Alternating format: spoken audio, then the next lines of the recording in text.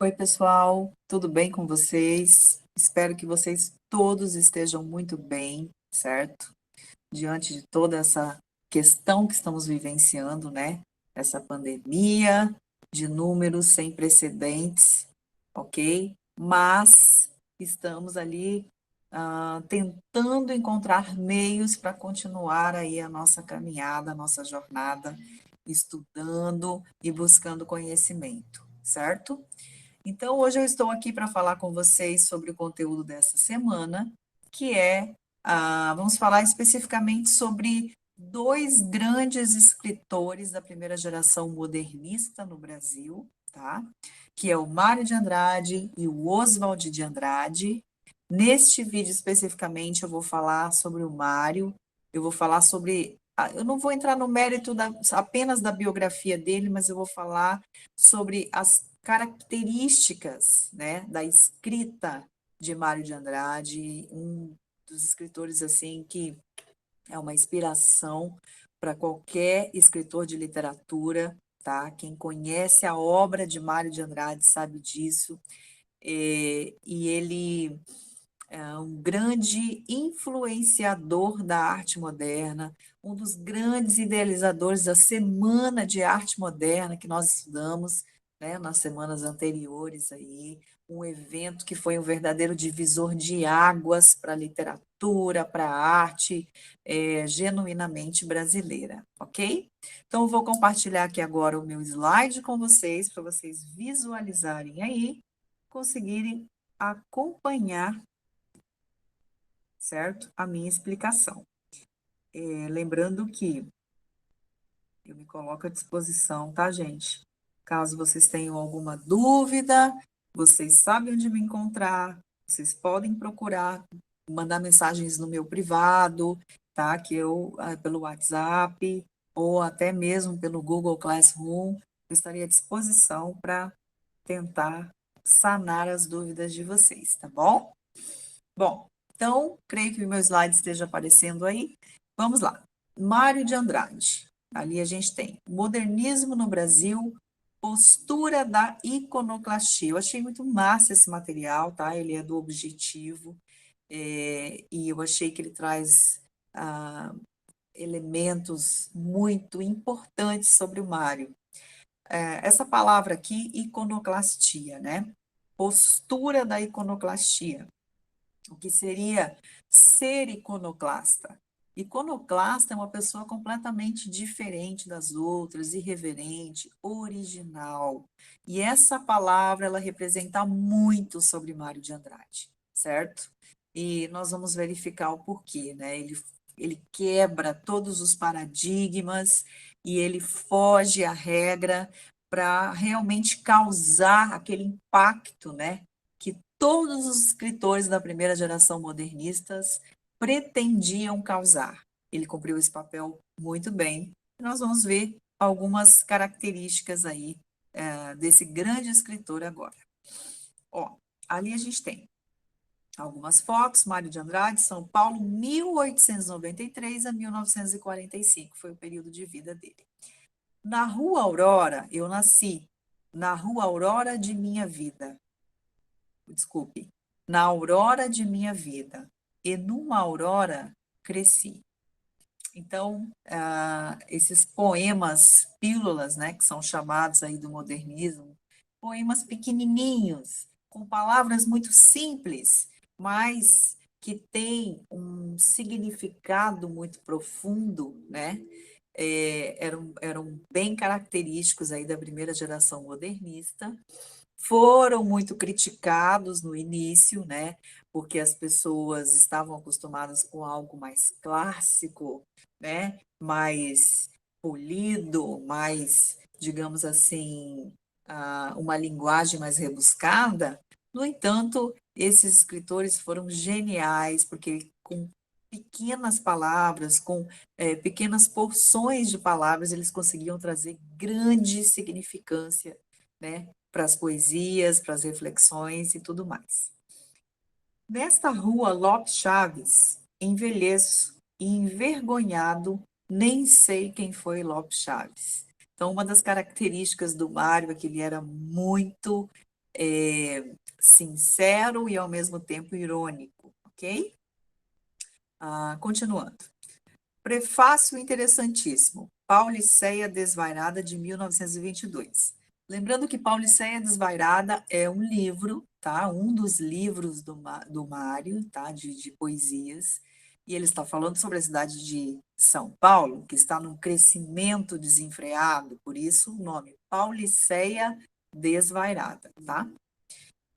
Observe que o ano é o ano da Semana de Arte Moderna. Leitor, está fundado o desvairismo. Este prefácio, apesar de interessante, inútil. Observem, né, a ironia, que inclusive é uma inspiração gigantesca no grande gênio da literatura brasileira, que é o Machado de Assis, tá? Que é aí da escola literária anterior, né, à primeira geração modernista, né? Machado foi parcialmente do romantismo, finalzinho do romantismo, e pegou grande parte ali do realismo, naturalismo, ok? Então a gente observa essa influência direta, essa admiração por esse outro grande escritor. Mário de Andrade, o papa do modernismo, né? Então, assim, digamos que ele era muito respeitado no meio da jovem guarda dos escritores de literatura da época. Características do autor: aproveitamento de recursos musicais, linguagem próxima da oralidade, subversão da gramática convencional. O que é subversão? Ele não queria seguir as regras, né? A pessoa que é subversiva, ela quer ir contra aquelas regras, tá? Contra o academicismo, ok?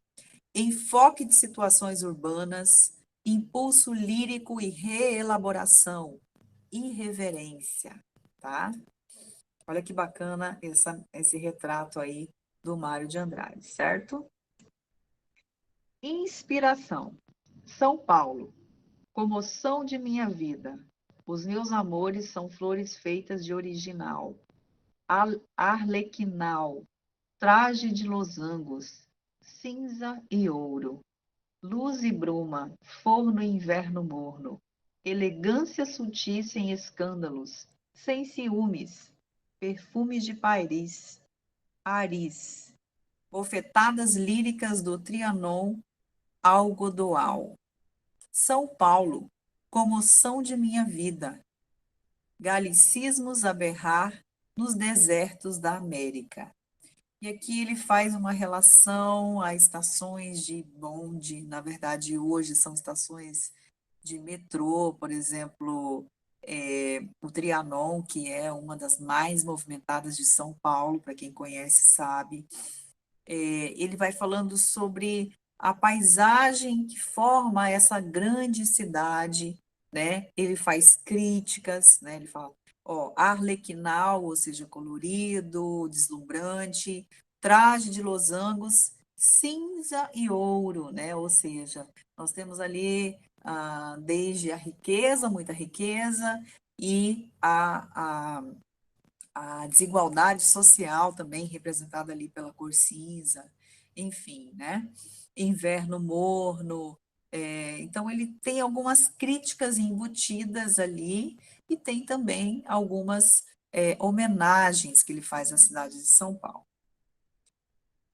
Macunaíma, né? Aqui a gente tem a foto do Muiraquitã. Para quem tem uma noção do que se trata o Macunaíma foi um livro que ele fez, uma espécie de coletânea, tá? Das lendas, parlendas e mitos indígenas brasileiros do início do século XX, que eram muito comuns, né?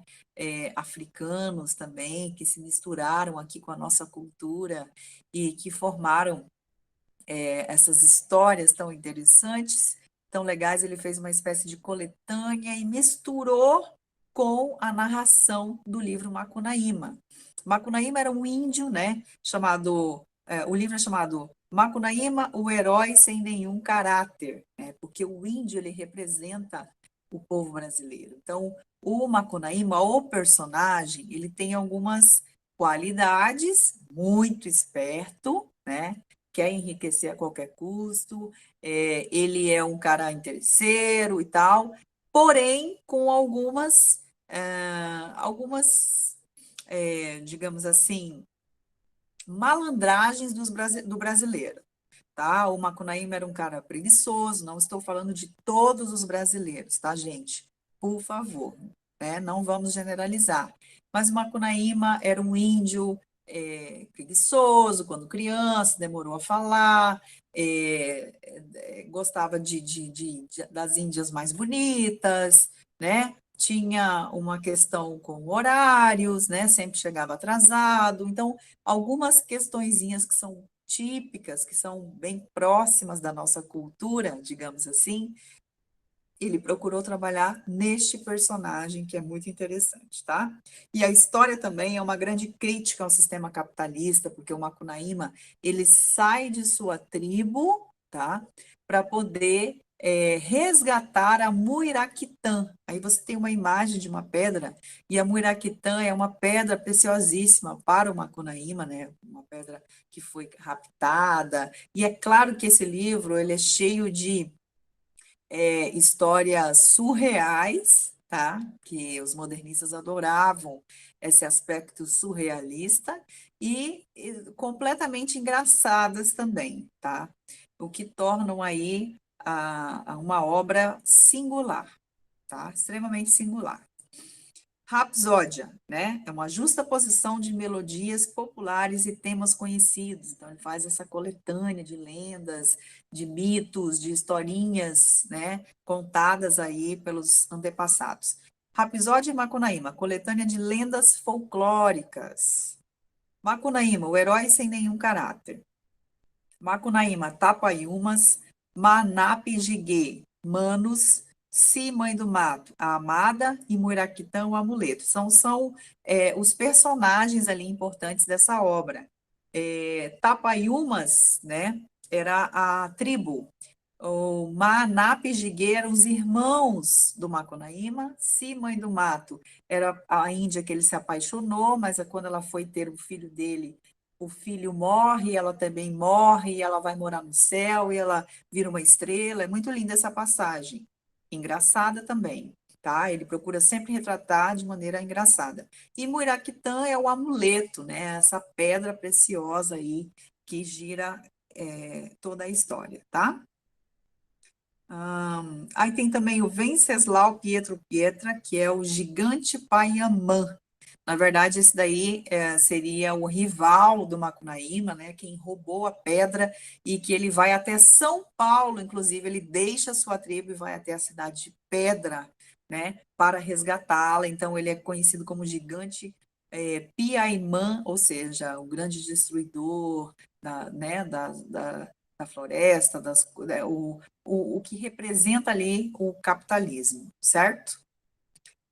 Ali tem um trecho de carta de Mário de Andrade a Raimundo Moraes. Olha só que legal. Quer saber mesmo?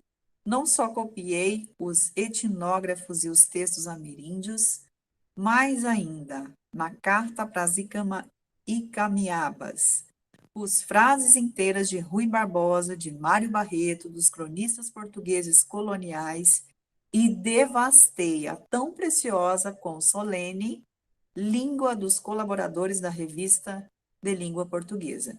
Então, ele está falando sobre como ele teve inspiração para criar, né, os trechos, os textos escritos na obra Macunaíma. Lembrando que o Mário de Andrade, ele fez uma viagem muito extensa pelo Brasil, pelos rincões desse país, certo? Para poder resgatar essas lendas e compilar isso, tá? No seu livro, ok? Não existia livro até então que falasse sobre isso. Mário por ele mesmo. Ora, depois de pelejar muito, verifiquei uma coisa, me parece que certa. O brasileiro não tem caráter. E com a palavra caráter não determino apenas uma realidade moral, não. Em vez, entendo a entidade psíquica permanente, se manifestando por tudo, nos costumes, na ação exterior, no sentimento, na língua, na história, na andadura, tanto no bem como no mal. Caráter, mais do que conotação moral, tem sentido cultural. O homem brasileiro, como seu herói, anti-herói, protótipo, não possui personalidade, psicologia própria. Então, é uma crítica muito ferrenha que ele faz aí à personalidade do brasileiro, e ele trabalha isso não só em suas palavras aqui como Mário, mas também como escritor de literatura. Principais obras, né? Poesia, conto, romance, ensaios, críticas literárias, epístolas, músicas, tudo isso foi produzido por ele. Poesia, Há uma gota de sangue em cada poema, de 1917, esse livro. Pauliceia Desvairada, de 1922.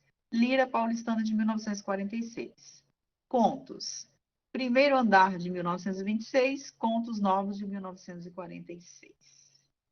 E ali você tem um belíssimo projeto de capa, né? Feita nada mais, nada menos do que de Cavalcanti, que também foi um grande escritor dessa primeira geração modernista, tá? Principais obras, continuando, romances. Amar, verbo intransitivo, de 1927, e Macunaíma, que é um dos mais famosos, né? Quase romance, que é chamado de Rapsódia, né? Uma história de aventura e tal, de 1928.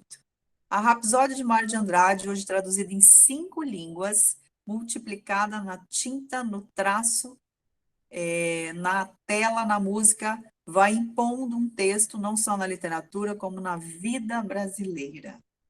Tele Porto Âncora Lopes, né, um crítico literário. Ali a gente tem um retrato do Mário de Andrade, feito nada mais, nada menos por Anita Malfatti, ok? Macunaíma, o herói sem nenhum caráter. Ser Macunaíma, o herói de nossa gente, a meu juízo, só pode ser porque ele veste a carne que nos veste, porque é a carapuça que nos cabe. Então, esse personagem Macunaíma, tá? É uma crítica muito bem construída da personalidade do brasileiro, não se esqueçam disso. Característica, é um romance folclórico, né? Possui fábulas míticas, novela de cavalaria carnavalizada, ou seja, transfigurada para a realidade brasileira. Rapsódia é uma modalidade poético-musical cultivada pelos gregos antigos, composta por fragmentos de poemas épicos e melodias extraídas de cantos tradicionais ou populares. Bom, então é isso, né? Eu fico por aqui. Eu espero que tenha sido clara a minha explicação, eu espero que vocês tenham compreendido esse conteúdo que é tão importante, tá? Gravarei um novo vídeo para falar sobre o Oswald de Andrade e, por enquanto, eu vou ficando por aqui. Gente, muito obrigada, tá? Assistam, se tiverem dúvidas, por favor, não hesitem em me procurar, ok? Obrigada.